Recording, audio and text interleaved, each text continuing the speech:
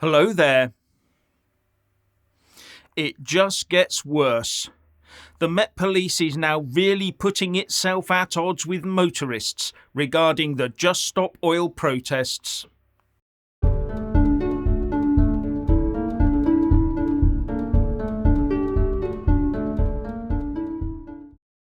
Now, if you haven't already done so, please do subscribe and then like and comment below. So the Just Stop Oil eco-loons can do as they please, and anyone who dares argue or even show disapproval is now warned off by the police. That's right, as well as standing by and watching these protesters do as they please and then end up being an active part of the slow march blockade, the police are now trying to stop motorists honking their vehicle horns in disapproval. And one driver was reported to have shouted, "Get a backbone," at a police officer out of pure exasperation. And you can understand that exasperation. How can the protests be allowed to continue day after day, week after week, interfering with the lives of ordinary people who just want to make a living?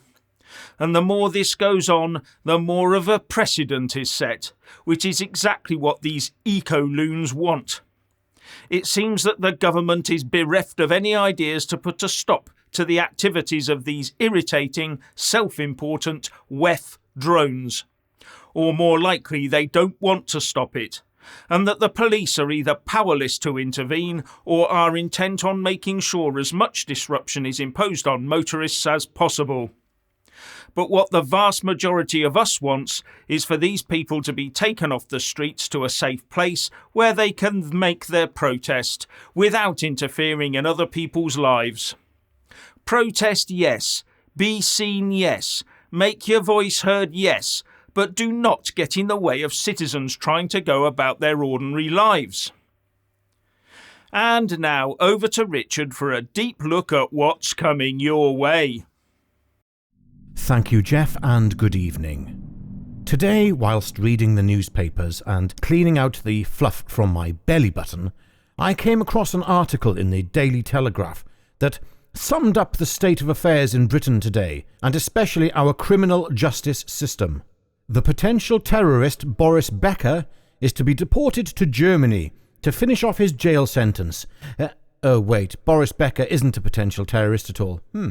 Meanwhile, potential Wimbledon champions are crossing the channel en masse with a little help from our lifeboat people and the lovely French Navy taxi service. Just think how many successful sportsmen we are bringing into the country with no criminal backgrounds and no potential to do harm to the people on our streets of this great nation.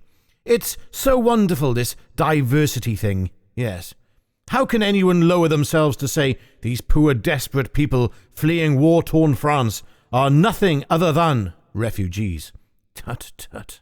We most certainly need these well-intentioned, highly skilled criminals, doctors and nurses, to replace those in the workforce who, for some reason, are going off on long-term sick, whilst others are literally suddenly departing this country and this earth. All foreign sports persons who fall foul of the law should find their mode of transportation for deportation from our shores. It should reflect the sport in which they excelled. So Boris Becker will be whacked across the channel via a giant tennis racket, only to land safely in a big pile of cash that he's stashed somewhere in Germany. And past experience should tell us that people called Boris tend to land on their feet, so no worries there, Mr. Becker. Anyway, there is something else I would like to talk about today, and it's sort of wrapped up in a bit of a meandering stream of consciousness, so hey-ho, here we go. The Dutch government is trying to shut down 3,000 farms during a cost of living crisis at a time when food imports from Ukraine and Russia have been whacked. Why? Oh, is it for this green agenda? Well, apparently, but then you have to ask yourself, the timing? Why also is the German government at this specific point in time trying to stop farmers from using fertilizers on their crops when food prices are soaring whilst supplies are collapsing? One would think they are doing this in a coordinated move to destroy agriculture as we know it as part of some World Economic Forum agenda where people like Bill Gates, who are buying up farmland en masse, would take over all food production. Oh, what a ridiculous conspiracy theory that is. Oh, wait, that's exactly what's happening. As I said in my segment here 2 days ago, these seemingly random events are actually a singular event. And the biggest red herring is that there will be a few rich people who control everything. No, there won't. There will be no rich people, because this is not about money, it is about power and control. Money is just the mechanism that they use to control. In a recent discussion between Jeff and myself, we both acknowledged a growing amount of very well-connected persons in the world of business and finance and investments who are very worried about the impact that central bank digital currencies will have upon the wealth of the very wealthy, because upon their introduction, central bank digital currencies will effectively wipe out the value of sterling in its current form, seeing as wealth denominated in, let's say, pounds will be meaningless due to the fact that pounds will no longer be traded in any meaningful way and will not necessarily be transferable to the new central bank digital currency. My point, of course, in mentioning these digital currencies in conjunction with Dutch farmers is because of the previously stated red herring when it comes to who will profit and gain from replacing Dutch farmers with big industrial bug and lettuce farming from the likes of Bill Gates. No one will profit. The Great Reset will eventually be replaced with the Great Handover. Now, some of you bright little bunnies out there will be able to work that one out for yourself. And yes, some of you will still be screaming, "Nonsense! It's all about money! Money is the prime motivator of the elite, but not me. No, I just worked hard for my Bentley, no thanks to those pesky layabouts who did nothing all day in my sweatshop, factory." Anyway, those people are completely missing the point, that the elite don't need any more money and are perfectly capable of creating it for themselves out of thin air, as they always have done.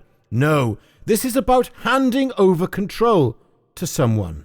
You see, when you're living in the goldfish bowl, all you can see and experience and comprehend is the goldfish bowl and the rules and motivational factors therein. It's difficult to comprehend a mindset where money is not the primary motivator for the elite, whilst at the same time money is the means of controlling the masses. Very difficult to get your head round that one, I perfectly understand. If I had a penny for each time I've heard someone say, "The world's gone crazy," I would be a rich man. But this repetitive statement of disbelief at the world suggests many people view recent significant world events as disconnected. They most certainly are not disconnected. Wake up, folks. Your ride is about to leave. Anyway, back over to you, Jeff. Thank you, Richard. And finally, when subscribing, please don't forget to press that little bell and also select the all option, or you won't get any notifications when I publish a new video. And thank you all so much for taking the time to watch the show.